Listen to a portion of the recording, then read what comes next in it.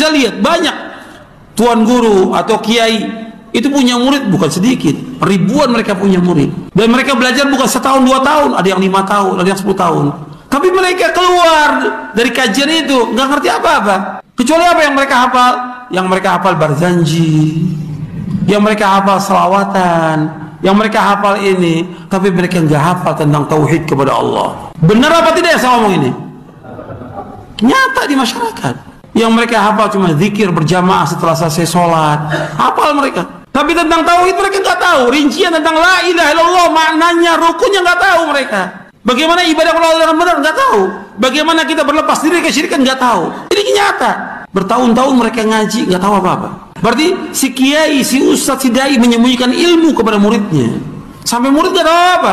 Sampai menjelang akhir hayatnya nggak tahu apa itu la ilaha illallah.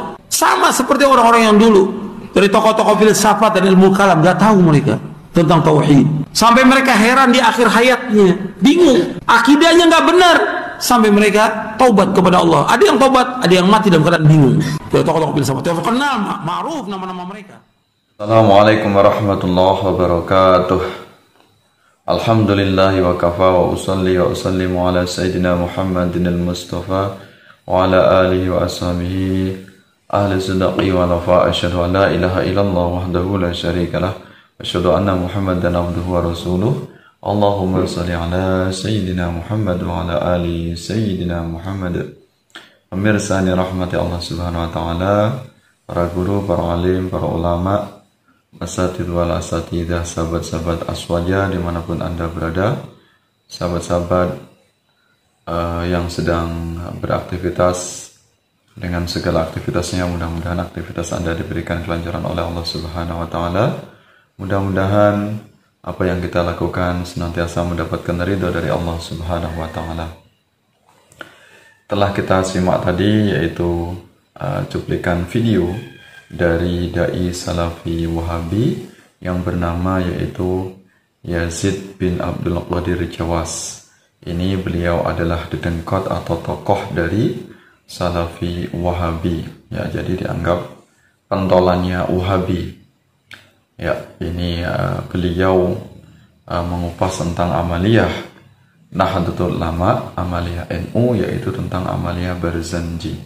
Ini beliau begitu sangat merendahkan, ya mencibir, ya menghina amaliyah Nahdlatul Ulama atau amaliyah kaum Ahlus Sunnah wal Jamaah, di mana mereka suka untuk melantunkan sholawat, diantaranya sholawat dalam kitab Al-Barzanji. Ya, nah ini karangan dari Syekh Ja'far Al-Barzanji. Nah ini direndahkan oleh dedengkot Wahabi yang bernama Yazid bin Abdul Qadir Jawas. Ini maka kita semakin faham bahwasanya apa yang mereka gaungkan sebagai kajian sunnah, tapi isinya, faktanya adalah mereka melakukan kajian ghibah atau kajian fitnah.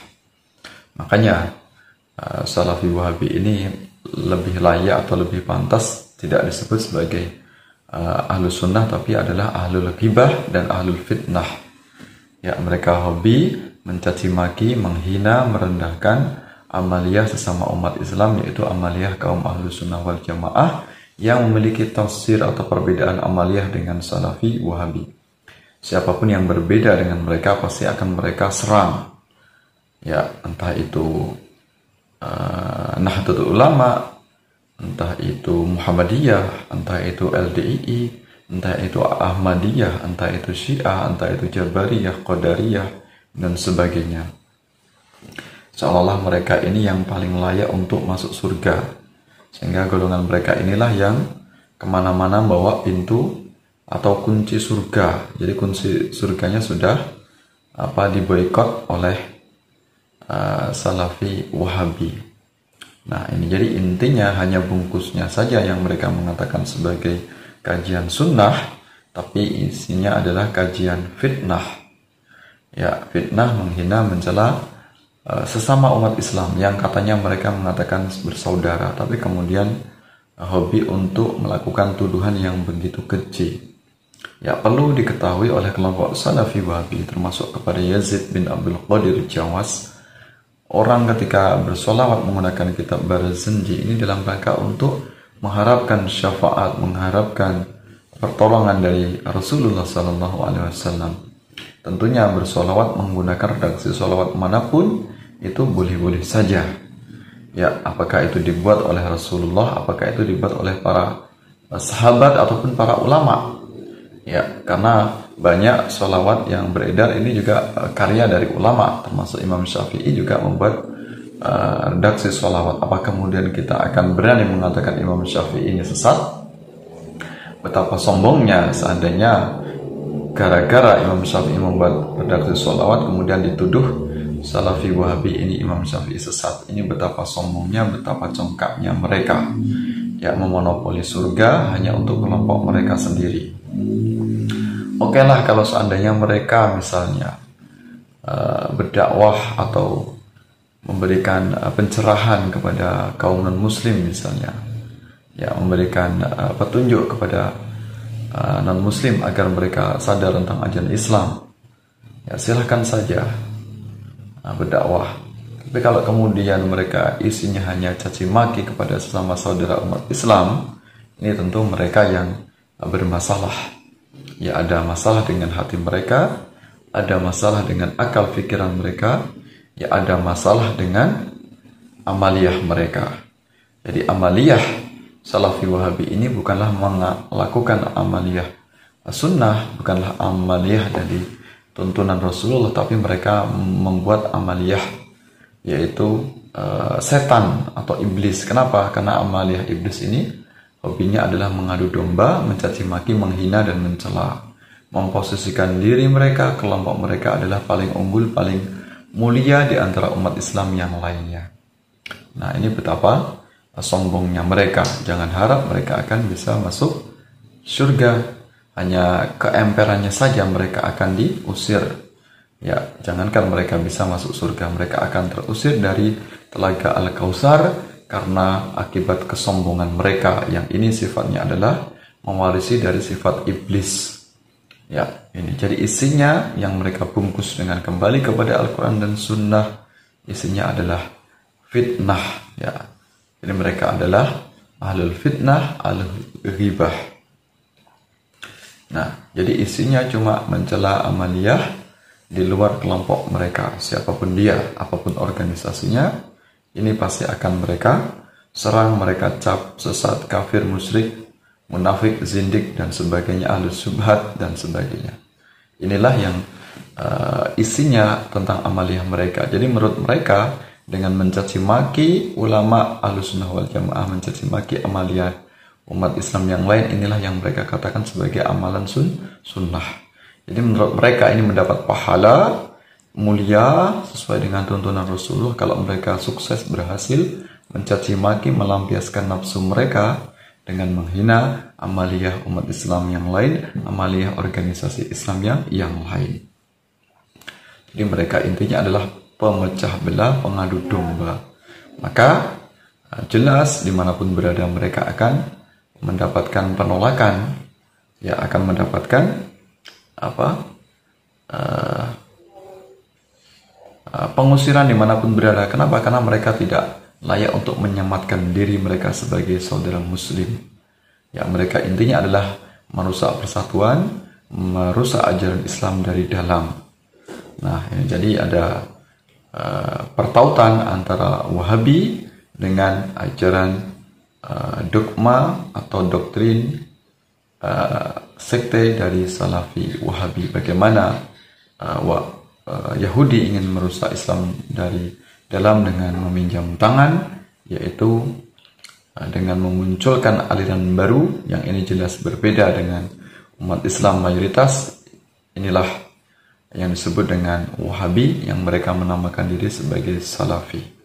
Ya, umat Islam di luar Wahabi juga mereka adalah mengikuti sesuai dengan apa yang menjadi pendapat mereka, tafsir mereka. Muhammadiyah juga mengikuti kaum salaf atau manhaj salaf. Nahdlatul Ulama juga mengikuti manhaj salaf. Tapi kemudian yang hobinya gembar-gembor, merasa paling mengikuti sunnah, mengikuti salaf, ini hanyalah salafi wahabi. Itu tandanya mereka hanya kedok belaka, hanya sebagai bentuk untuk menipu kaum awam.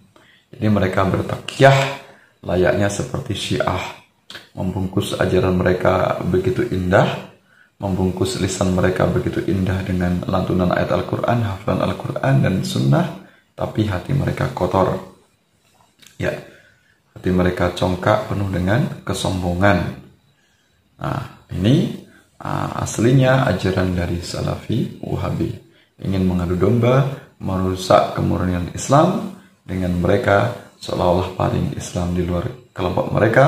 Mereka sesatkan, mereka kafirkan, ya mereka cela apapun di luar kelompok mereka. Maka hendaknya kita semuanya, apapun organisasinya, hendaknya bergandengan tangan, menyatukan barisan. Jangan sampai di antara organisasi kita, umat Islam, disusupi oleh doktrin salafi wahabi. Ya, mereka hanya menyebarkan kebencian, kemudian benih-benih terorisme, radikalisme. Ini muncul karena merasa paling suci, paling benar, paling sesuai dengan Al-Quran dan Sunnah. Dan pada gilirannya, pada puncaknya, mereka akan mengkafirkan. Dan kalau mereka berkuasa menjadi mayoritas, mereka akan membunuh umat Islam yang berbeda paham dengan mereka. Ya, saat ini saja mereka masih minoritas, sudah begitu lantangnya lidah mereka, begitu kejinya lisan mereka, begitu kotornya hati mereka, yang isinya cuma mencaci maki, menghina amaliyah kaum Ahlus Sunnah wal Jamaah. Mudah-mudahan kita semuanya terselamatkan, terhindar dari ajaran sesat, kemudian ajaran ekstrim salafi wahabi. Ya, terima kasih atas perhatiannya. Mudah-mudahan bermanfaat untuk kita semuanya, untuk kewaspadaan kita semuanya agar selamat dari ajaran sesat salafi wahabi. Maaf atas segala khilaf, segala kekurangannya. Terima kasih atas perhatiannya. Terima kasih atas dukungannya Anda berkenan hadir di majelis ini. Saya akhiri. Wallahu muwaffiq ila aqwamit thoriq. Wassalamualaikum warahmatullahi wabarakatuh.